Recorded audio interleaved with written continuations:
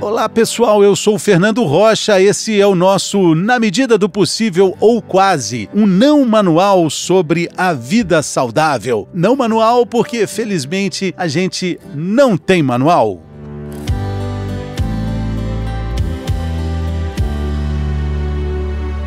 Antes do episódio começar, eu tenho um recado muito importante sobre bem-estar, sobre conforto, para quem tem incontinência urinária severa. A marca Tena conta com lenços umedecidos, cremes, roupas íntimas descartáveis e fraldas com tecido macio e respirável que te protege das temíveis assaduras e irritações na pele. E para te ajudar, a gente vai ensinar 3 passos para proteger e cuidar da sua pele usando os produtos da marca Tena. O primeiro passo é esse: manter a pele seca usando fraldas ou pentes Dermacare. O segundo passo: deixar a pele limpa e hidratada com os lenços umedecidos.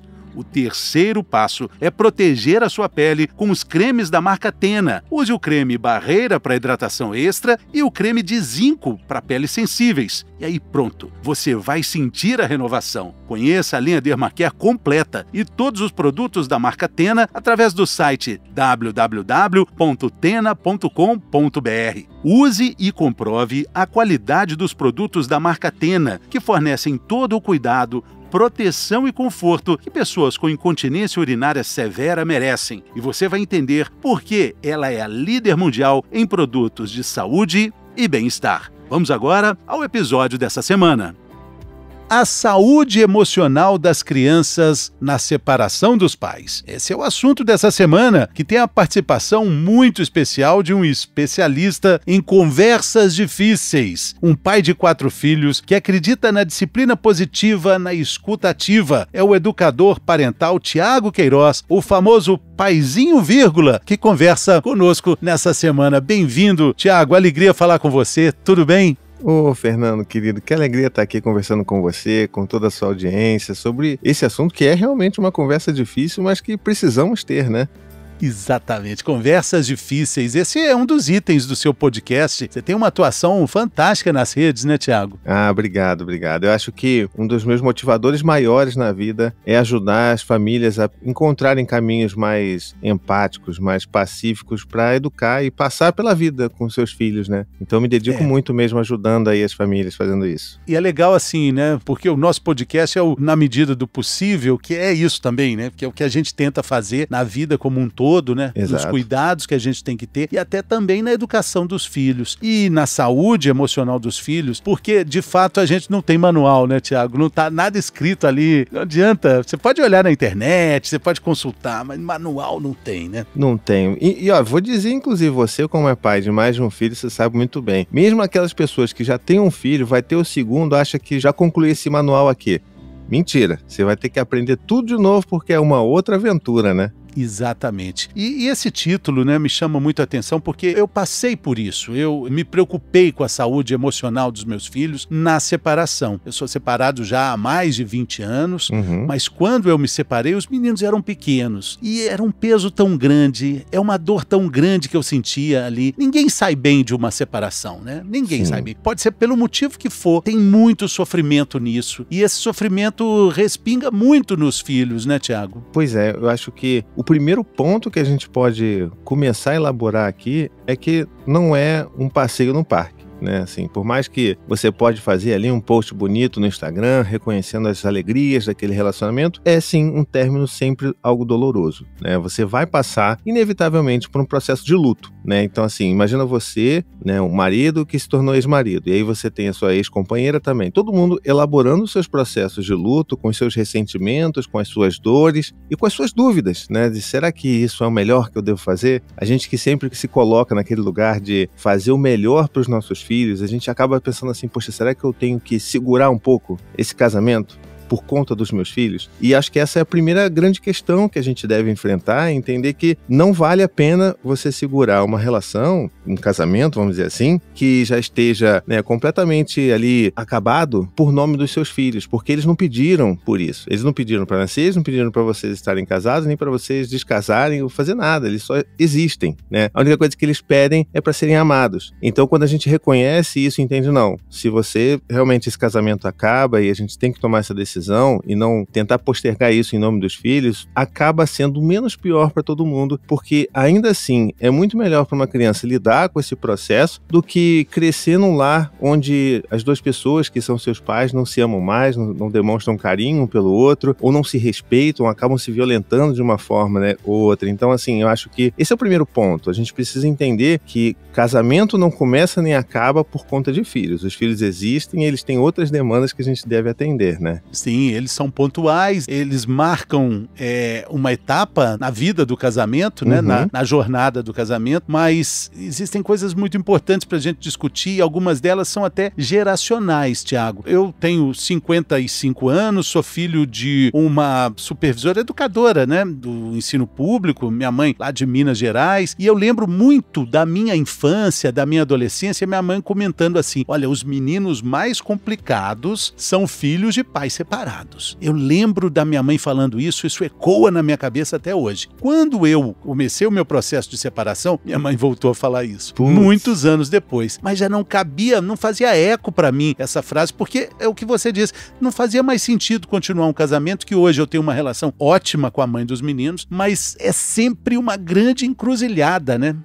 Pois é. E você vê, né, uma das coisas que as pessoas costumam deixar por último é justamente a saúde emocional dos filhos, né? E eu tô sempre batendo nessa tecla. No meu podcast, inclusive, recentemente eu respondi a uma carta de um pai que falava sobre isso, ele estava ali no processo de separação, e eu acho que a gente primeiro precisa elaborar essa dor, né? É claro que ela às vezes demora muito pra gente conseguir elaborar e passar por ressentimentos, coisas que um fez pra gente, que a gente ainda não aceita, que ainda não perdoou, ou que a gente nunca vai perdoar, mas que a gente não consegue ainda nem olhar pra cara da pessoa. E ok, existem realmente separações que são muito difíceis, né? Litigiosas, inclusive. Mas eu acho que todo mundo deveria entrar num consenso de que se existe uma única parte desse processo que precisa de apoio incondicional, que não tem a menor condição de se defender ou de pedir ajuda por si própria, é a criança. Então, se a gente começa a pensar nos processos de divórcio, focando também na criança, na saúde mental, no bem-estar dela, a gente vai estar ajudando muito que essas crianças não cumpram esse estigma, né, essa profecia autorrealizável que você ouviu, de serem crianças que são maus elementos porque são filhos de pais divorciados, né? São os filhos de lares que não deram certo, né? Que as pessoas gostam de colocar isso como se fosse um fracasso a família daquela criança. E não tem nada a ver com isso, na verdade, né? Sim, mas esse estigma, eu tô falando aí dos anos 70, né? Mas hoje em dia ainda tem muito disso, tá? As pessoas ainda era muito forte, e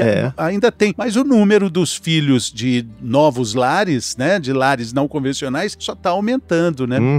É verdade. E é por isso que é importante a gente ter essa conversa aqui, porque você pensa, né? Às vezes a gente tá tão magoado com uma outra pessoa e a gente não consegue enxergar essa mágoa, não consegue enxergar que a gente tem que tratar essa mágoa em outro lugar, por exemplo, num espaço terapêutico, que a gente acaba utilizando a criança como um vetor para isso, né? Ele vai ser um veículo para comunicar essa minha dor, essa minha insatisfação com a outra parte. É quase como se fosse um mediador. A gente coloca de uma forma muito abrupta e injusta a criança como mediadora afetiva daquele casamento que se acabou. Então, é importante a gente lembrar disso. Não, peraí. O que é meu, o que diz respeito ao meu filho, diz respeito ao meu filho. Eu não tenho que utilizar dele para machucar, para ferir ou para entristecer a outra parte, né, a outra pessoa, seja a mãe, seja o pai. E faz parte desse processo, eu acho que é uma das coisas mais importantes que as pessoas precisam entender durante a separação, é que você está se separando da mãe do seu filho. Mas isso não significa que você nunca mais deva falar com a mãe. Essa relação, existe uma relação, um vínculo entre vocês dois, que é o filho de vocês, né? Então, assim, isso nunca vai se quebrar, a não ser que você queira abrir mão, né, e fugir das suas obrigações, por exemplo, enquanto pai, que a gente vê isso aos montes também, infelizmente. Mas, assim, o pai, ele sempre vai ter que entender que ele vai ter que se relacionar com a mãe em função do filho. Não talvez de uma forma, né, amorosa, mas de uma forma respeitosa, né? Porque o seu filho tá doente, seu filho chegou em casa, olha, ele tá reclamando de dor de ouvido. Deixa eu conversar com a mãe dele, ver,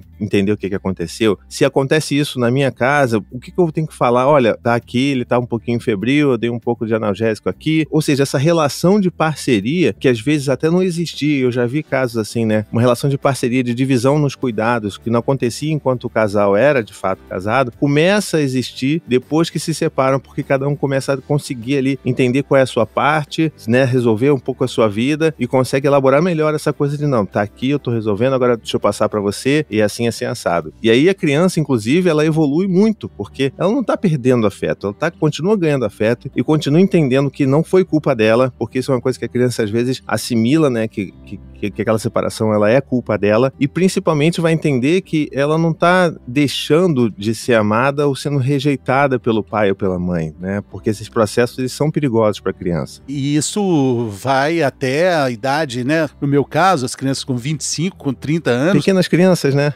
Preocupado com elas. E eu converso com a mãe deles também, assim, dessa mesma forma, como se eles tivessem 5, 7, 8 anos. E muito interessante o que você disse sobre, às vezes, os pais usarem os filhos como uma forma de comunicação dessa confusão emocional que está acontecendo aí. Você fala muito bacana sobre um assunto que diz respeito à forma como as crianças se comunicam com o comportamento. O que a gente pode aprender nesse momento difícil da separação com relação à comunicação que as crianças estão fazendo com os pais, o que elas estão comunicando aos pais com o comportamento delas, que muitas vezes elas não sabem expressar? Excelente pergunta, Fernando, porque a gente passa a mudar um pouco a forma como a gente enxerga a criança e começa a entender como ela opera, não só externamente, quanto internamente. Eu gosto da analogia do iceberg, né? Porque, digamos que a criança está ali, isso já aconteceu, que pais já pediram ajuda para mim, né? Você está no seu dia ali, você vai pegar a criança, né, o seu filho e tal, chega na sua casa e ele fica emburrado com você, fala que ele não quer ficar com você, ele prefere ficar com a mãe. E isso, obviamente, machuca, né? A gente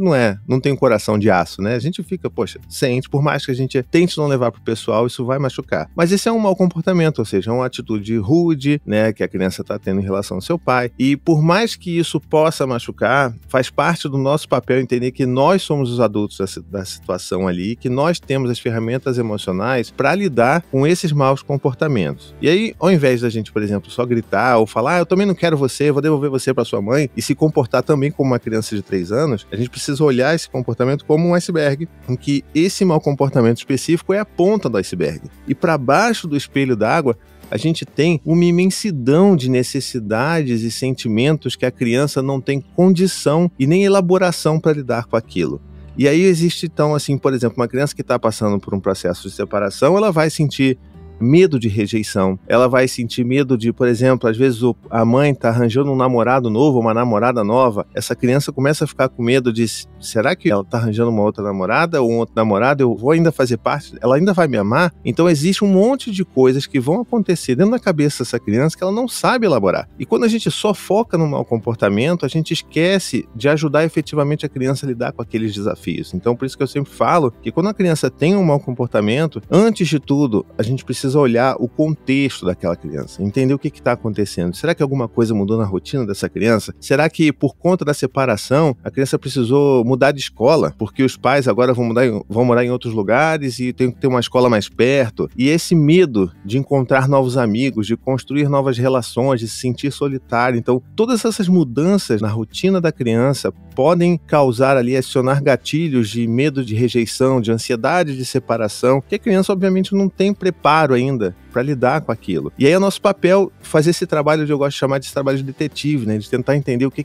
pode estar acontecendo ali para a gente conseguir ter conversas honestas com os nossos filhos, né? Então, vamos usar aqui como exemplo, então, que eu tenha reconhecido isso no meu filho e que talvez ele esteja agindo assim por conta, né, da mãe que está arranjando outro namorado. E aí a gente pode ajudar a criança a elaborar, a olhar para isso e entender que isso não vai influenciar em nada na vida dela. Poderia chegar então pro meu filho e falar assim, filho, você tá bastante chateado hoje, né, filho? Eu tô vendo que tá difícil, né? É difícil ser filho de pais separados, né, filho? E aí você só fala isso. Você está reconhecendo que você vê que é difícil pro seu filho isso. Eu vejo que você às vezes gostaria que o papai e a mamãe estivessem juntos ainda, né? Você tem medo, talvez, da mamãe encontrar um namorado novo, ter um outro filho e você deixar de ser amado.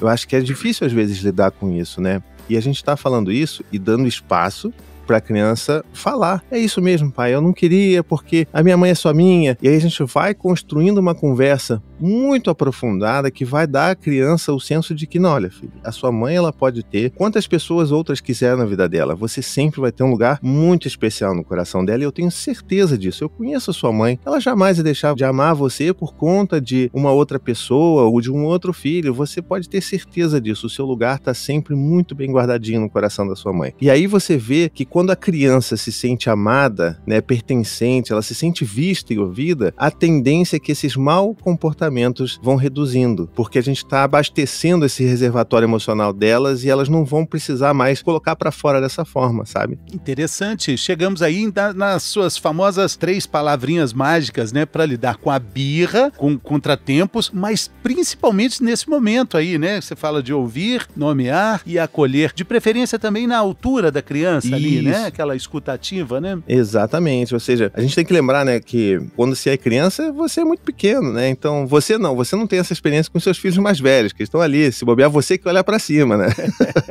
Mas quando a gente tem um filho pequeno, você com a sua filha de 7 anos, a gente às vezes, da forma como a gente fala e olhando de cima para baixo, a gente pode parecer ameaçador, né? Então o ideal, se a gente quer se conectar com a criança, é olhar ali no olhar, ali, ó, olho no olho, no nível da criança, para ela não sentir que existe algum tom de ameaça na nossa postura. E é exatamente isso que a gente está falando, né? Ou seja, a gente precisa ouvir, nomear e acolher. É sempre esse trinômio que eu gosto muito, que passa por ajudar a criança a desenvolver uma inteligência emocional forte o suficiente para lidar com essas intempéries da vida, né? Porque assim, a vida é dura, ela vai ter um monte de desafios daqui para frente, sempre vai ter. Agora, a criança vai lidar de uma forma mais saudável com essas intempéries da vida se ela tiver as ferramentas emocionais necessárias para tal. E principalmente se ela tiver na gente, que é pai e mãe, um porto seguro, né? Ou seja, eu quero muito que quando aconteçam problemas na vida dos meus filhos, que eles falem assim, eu preciso muito conversar com meu pai sobre isso. E não, o meu pai não pode saber disso. Sabe? Então essa que é a diferença da gente ser um porto seguro emocional para as crianças, que elas também possam descansar nesse amor que a gente tem por elas, sabe? E se desenvolver. É um pouco treino também, né?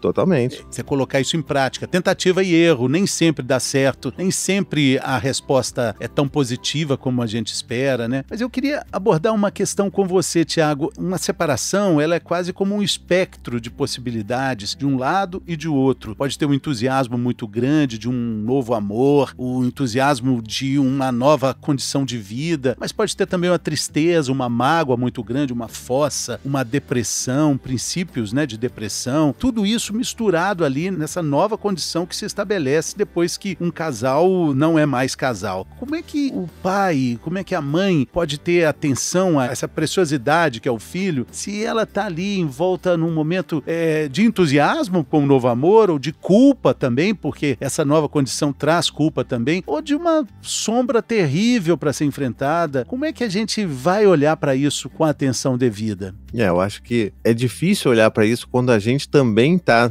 no meio dessa sombra, né? Eu acho que quando a gente fala sobre parentalidade, tudo parte de dentro para fora. Eu não vou conseguir enxergar que meu filho está precisando de ajuda porque ele está passando por um momento de tristeza muito profunda se eu não conseguir também olhar para mim, né? Então acho que o primeiro passo para os pais, mães que estiverem ouvindo a gente é olhar para dentro e, de uma forma muito honesta, entender o que está acontecendo dentro de você. Será que você está... Estou sentindo uma tristeza muito grande que eu não consigo lidar. Se você não consegue lidar com algum sentimento muito grande, você precisa de ajuda. Então, tente buscar apoio, se não com profissionais da área da terapia, psicólogos, psicanalistas, você pode buscar ajuda para conversar com amigos, que às vezes a gente precisa desabafar também, amigos que sejam espaços seguros para a gente poder abrir esse coração para essas pessoas, para aí, então, a gente conseguir regular um pouco as nossas emoções a ponto de conseguir captar o que está acontecendo com os nossos filhos. E eu falo isso porque, assim, de uma forma geral, se você está com a cabeça a mil, pensando em 1000 problemas do trabalho, problema dos boletos e problema de tudo que existe na sua vida, você também não vai conseguir perceber, independente de separação ou não,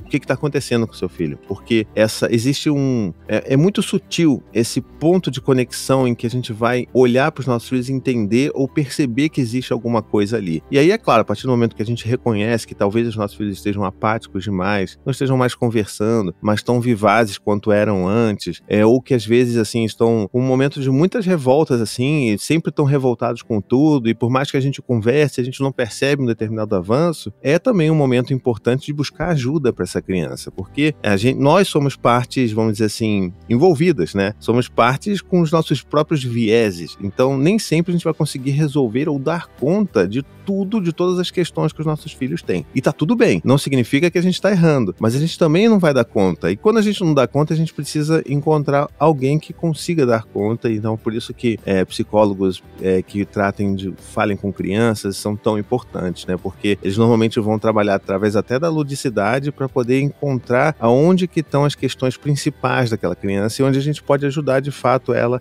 a voltar naquele patamar de que se sente validada, importante, ouvida e amada. Muito bem. Sensacional isso, né? E tem uma outra questão muito importante que é de entender que ninguém tá sozinho no mundo, não. Uhum. Tem gente passando por isso também, né? Tem redes de apoio muito interessantes. Os seus canais são, de certa forma, esse apoio tão necessário para horas tão incertas, né, Thiago? Eu queria que você deixasse aí como é que as pessoas te acham, como é que se encontra aí o Paizinho Vírgula no mundo. Muito bom, muito obrigado. Bom, se você tá no Instagram, você vai procurar no @Thiago Queiroz, né? Thiago TH, você vai encontrar lá os meus conteúdos. Se você quiser encontrar os meus vídeos, onde eu falo de uma forma mais elaborada sobre todos esses temas, aí você vai lá no meu canal no YouTube, que é o Paizinho Vírgula, procura lá Paizinho Vírgula, você vai encontrar. E também tem o meu site, né? Onde tem todos os meus textos, e aí tem todos os meus outros trabalhos, os podcasts, né? Você que tá ouvindo aí que gosta de podcast, tem um podcast do Paizinho Vírgula, que tem também minhas conversas com convidados, inclusive. Antes de começar a gravar aqui, já convidei aqui o Fernando, vamos ter uma conversa lá também, então você já vai lá ouvir o dele. Em breve, um podcast perto de você, estarei lá com toda certeza. É muito legal, sua página é muito bem elaborada, você troca ideias, tem exemplos, né? Esse exemplo que você citou aí, né? Você conta a história de um cara apaixonado, né, pela esposa, apaixonado pela condição de pai, né? Essa paternidade ativa que você fala tanto, mas de repente o casamento acaba. Uhum. E ele precisa se transformar e se reencontrar de outras formas. É muito interessante perceber que a gente não está sozinho no mundo, por maior que seja o nosso drama. Ele é único, ele é absolutamente nosso, mas a gente pode compartilhá-lo com outras pessoas que vão trocar essa ideia e vão deixar um pouco delas com a gente também, né? E vice-versa, né, Thiago? Nossa, brilhante essa sua colocação, porque é isso mesmo. Por mais que quando você desabafa com alguém que tem algo semelhante a você pode até não resolver o problema, porque às vezes a gente não precisa resolver o problema, a gente só precisa compartilhar o nosso peso. E se a gente compartilha, ele fica um pouco mais leve e fica um pouco mais fácil de passar por isso. É isso aí. Thiago Queiroz, o Paizinho Vírgula, esteve aqui conosco. Muito obrigado, Thiago. Sucesso pra você. Boa sorte na jornada. Obrigado pela gentileza e volte sempre pra gente conversar. Assim que a Nicole for, agora ela tá com 7, vai fazer 10, aí eu vou te procurar, mas bora em 10 anos, como é que faço? Chegou aos 13, Thiago, o que eu faço? Pai de menina é outro gabarito, é outra história. Valeu, Thiago, muito obrigado. Muito obrigado de todo o coração, foi um prazer. Valeu. Obrigado também pela sua companhia, compartilhe o nosso conteúdo, mostre as informações aqui desse episódio para as pessoas que você sabe vão aproveitar, porque o conteúdo foi muito bacana. Obrigado, pessoal, e até a próxima.